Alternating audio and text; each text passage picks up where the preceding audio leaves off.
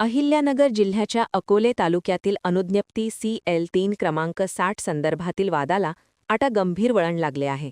या प्रकरणात लायसन्स भागीदारी, फसवणूक आणि पोलिसांकडून खोटे गुन्हे दाखल केल्याचे आरोप करत पीडित कुटुंबाने आज आत्मदहनाचा प्रयत्न केल्याने खळबळ उडाली आहे.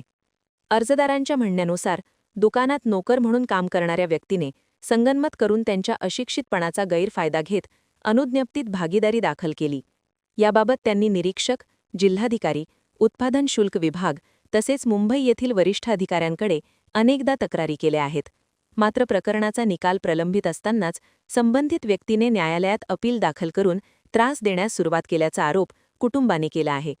तसेच अर्जदारांच्या मुलांवर कोणताही दोष नसताना अकोले पोलीस स्टेशनच्या सहकार्याने खोटे गुन्हे दाखल केल्याचा गंभीर आरोपही यावेळी करण्यात आला. या त्रासाला कंटाळून शिवाजी तुकाराम देशमुख यांनी 10 एप्रिल 2026 रोजी कुटुंबासह आत्मदहन करण्याचा इशारा दिला होता.